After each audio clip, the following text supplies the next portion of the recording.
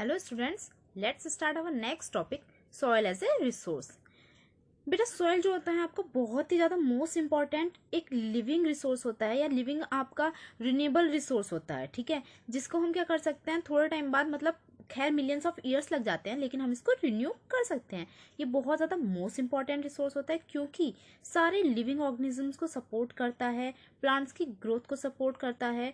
ठीक है, अब हम इसमें यहाँ देखें सॉइल की फॉर्मेशन को, तो सबसे पहले देखो आप अनपेरेंट, आपका क्या अनवेदर्ड पेरेंट बेडरॉक, यानी कि जब हमारी सॉइल फॉर्मुलेट होती है, ठीक है, जब हमारी सॉइल का फॉर्मुलेशन हो रहा होता है तो उस टाइम में आपकी जो बेड रॉक होती है या जो रॉक होती है वो पूरे अपने उसमें एरिया में ऐसी ही रहती है, मतलब मोटे मोटे पीस होते हैं उसके।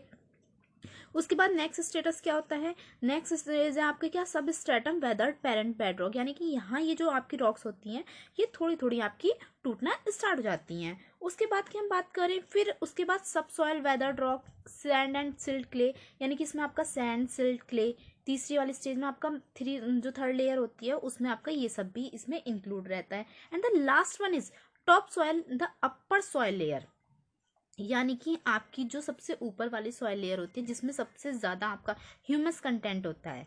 ठीक है, ये वो आपकी लेयर होती है और बेसिकली आपकी जो सॉइल होती है उसकी आपकी 1 सेंटीमीटर की लेयर बनने में भी आपको मिलियंस ऑफ ईयर्स तक के टाइम लग जाता है। तो ये बहुत ही ज़्यादा आपका क्या बोलते हैं एक लिविंग ऑर्गेनिज्म है, जो यहाँ आपका एक लिविंग रिसोर्स है जो आपके बहुत सारे लिविंग ऑर्गेनिजम्स को सपोर्ट करता है।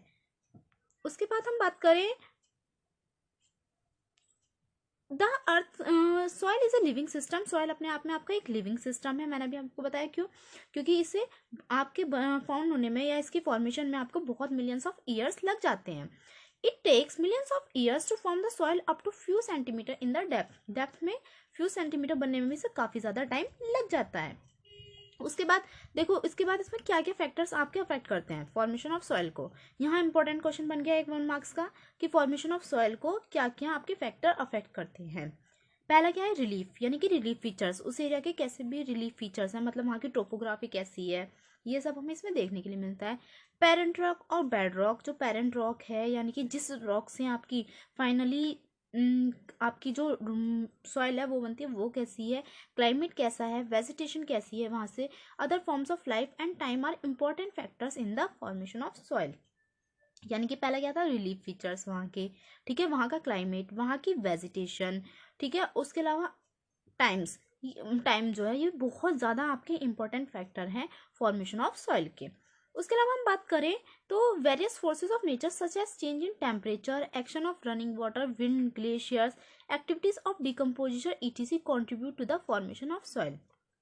इसके अलावा और क्या क्या फैक्टर्स हैं आपके, जो वाटर लेवल में चेंज आता है, यानी कि जो वाटर आपका रनिंग वाटर से मतलब है आपका जो पेरिनियल फ्लो होता रहता है रिवर्स का, उसकी बात करें उसमें चेंज आने से, विंड में चेंज आने से, ठीक है, यानी कि विंड बहुत तेज चलने लगे एकदम से तो क्या होगा, आपकी जो रॉक्स है उसकी वेदरिंग होने लगी होगी, और जब वो वेदरिंग होने लगेगी तो उससे आपकी सॉइल बनने में आपको फैसिलिटी होती है। फिर उसके बाद और आपका ग्लेशियर्स जब मेल्ट होते हैं आपके, और डिकम्पोजर्स की जब डिकम्पोजर आपके क्या करते हैं, डिकम्पोज करते हैं, उससे आपकी ह्यूमस कंटेंट बढ़ जाता है।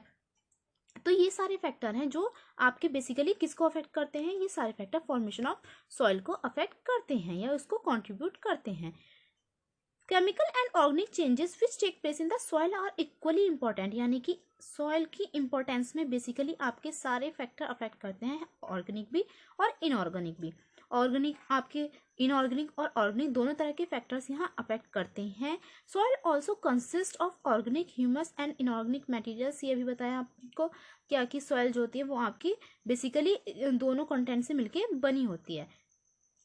इसके बाद इसकी सॉइल की फिगर मैं आपको पहले ही दिखा चुकी हूँ लास्ट पेज पे कि उसके सबसे पहले आपकी पेरेंट रॉक और अनवेदर्ड रॉक थी, फिर उसके बाद सब स्ट्रेटम थी, और उसके ऊपर आपकी कौन सी थी जिसमें आपकी सिल्ट और आपके सैंड वगैरह सब मिले हुए थे, और उसके ऊपर आपकी सबसे ज़्यादा टॉप लेयर जो अपर लेयर थी सॉइल की वो आपकी इसमें इंक्लूड थी।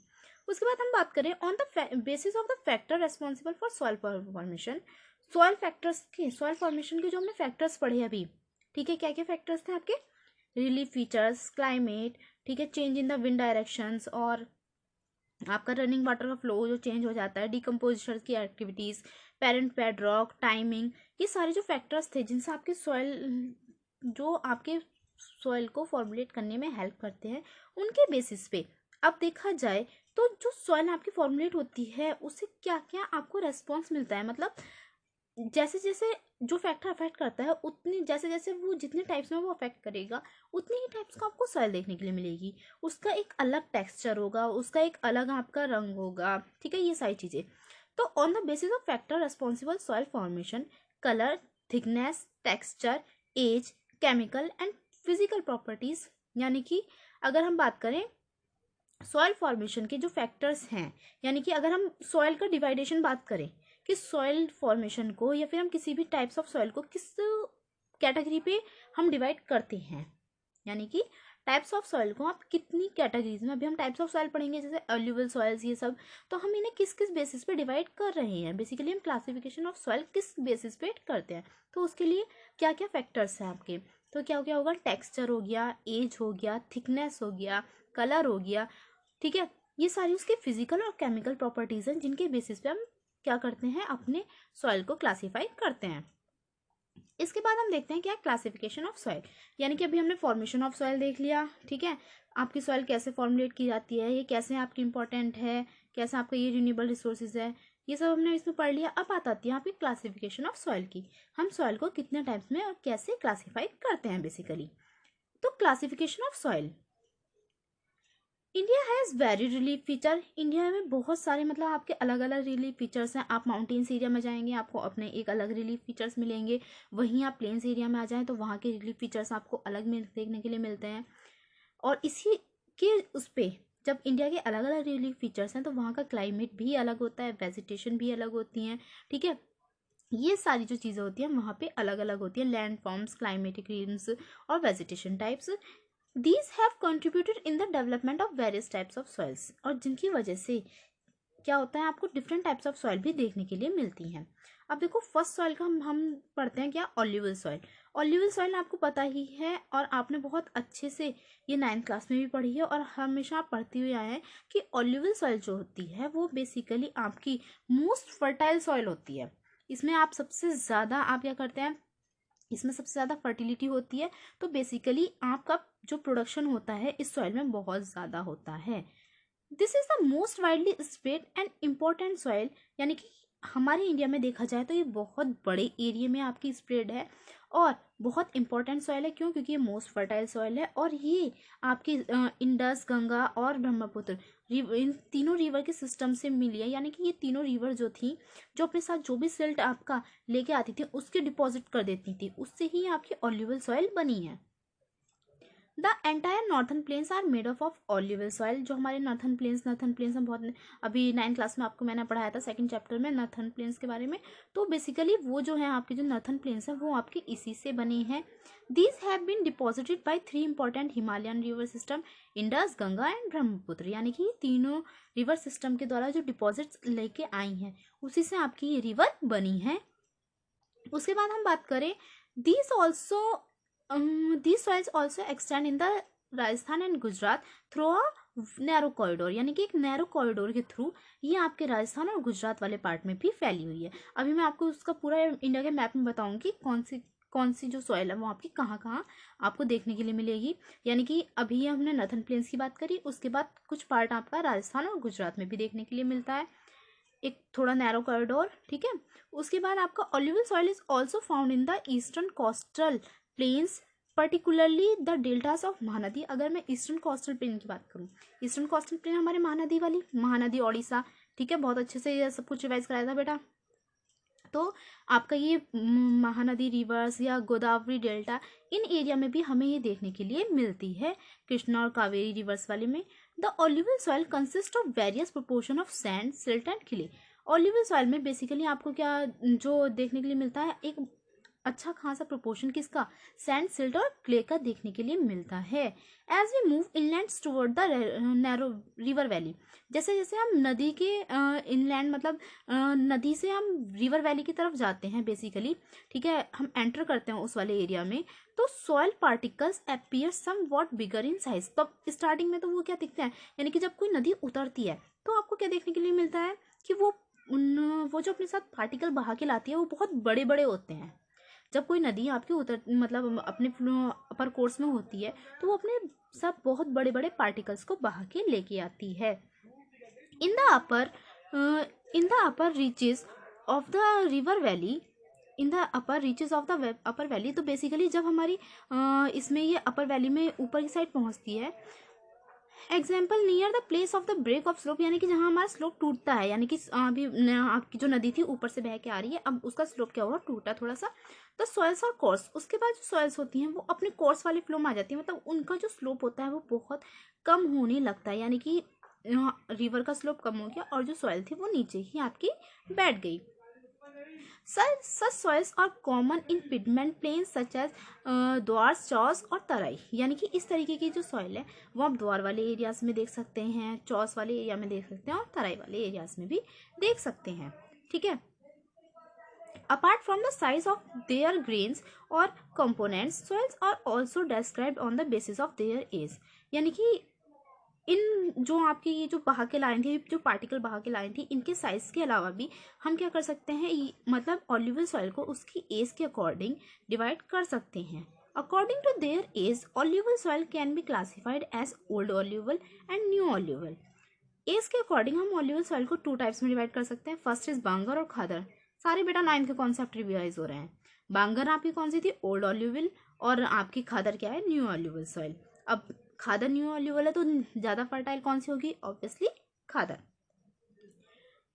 The bangar soil has higher concentration of kankar nodules, यानी कि बांगर जो सॉइल है उसमें कंकड़ जो होते हैं, कंकड़ आपको देखने के लिए ज्यादा मिलती है, कंकड़ की नोड्यूल्स ज्यादा देखने के लिए मिलती है। Where has the khadar soil have in the less amount, और उसी उसमें देखा जाए तो खादर में वो हमें कम मात्रा में देखने के लिए मिलती है।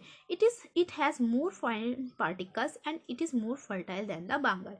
ये खादर आपकी न्यू है तो ये आपकी ज़्यादा फर्टाइल होती है आपके किसके कंपैरिजन में, बेसिकली आपके बांगर के कंपैरिजन में जो खादर होती है वो बहुत ज़्यादा फर्टाइल होती है। Alluvial soil as a whole are very fertile. वैसे तो देखा जाए तो ऑल्यूवल सॉइल जो है वो पूरी की पूरी आपकी बहुत ज़्यादा फर्टाइल है।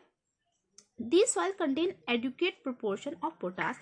इस सॉइल में आपकी पोटास की बहुत ज़्यादा उसमें एडुकेट पोर्शन देखा जाता है। किस किस का, पोटास का, फॉस्फोरिक एसिड्स का, लाइम स्टोन का। ठीक है, यानी कि इसमें अच्छे खासे रहते हैं, जिसकी वजह से पोटास, फास्फोरस और आपका क्या बेटा, लाइम, तो इनकी वजह से इसमें सबसे ज़्यादा आपका शुगर केन, पैडी, मतलब आपकी जो जंतुओं के मतलब बेसिकली फीडिंग के उनके होती है मोटा स्टेपल फूड वाले, ठीक है, वो इसमें इंक्लूड होता है। वीट एंड अदर सीरियल और पल्स क्रॉप्स, तो इस तरीके की जो क्रॉप्स हैं वो इसमें हमारी उगाई जाती हैं। Due to its high fertility, reasons of the alluvial soils और इंटेंसिवली कल्टिवेटेड, यानी कि इस सॉइल में आपकी बहुत ज़्यादा फर्टिलिटी होती है, जिसकी वजह से आपका क्या होता है कि इसमें ये जो होते हैं वो डेंसली पॉपुलेटेड होते हैं। Soils in the drier areas are more एल्काइन, और इस तरीके की सॉइल जो होती है वो ड्रायर एरियाज में जहाँ इरिगेशन नहीं होती है वहाँ उसमें एल्कनिटी बहुत ज़्यादा पाई जाती है, लेकिन हम इसमें प्रॉपर इरिगेशन के प्रॉपर ट्रीटमेंट से उसको भी यूजफुल बना सकते हैं। तो बेटा अभी आपने इसमें फिलहाल अभी हम ऑल्यूवल सॉइल के बारे में ही पढ़ेंगे, ठीक है, और अब हमने टाइप्स ऑफ सॉइल आज क्या पढ़ा, सिर्फ सॉइल की फॉर्मेशन पढ़ी और ऑल्यूवल सॉइल पढ़ी। उसके बाद अब हम देखेंगे क्या, आपकी ब्लैक सॉइल के बारे में पढ़ेंगे। तो तब तक आप इसी टॉपिक को रिवाइज करेंगे। Till then take care, bye. अरे ब्लैक सॉइल बेटा आप एक बार खुद पढ़ लेंगे मेरे आने से पहले, ठीक है, उसके बाद हम देखेंगे।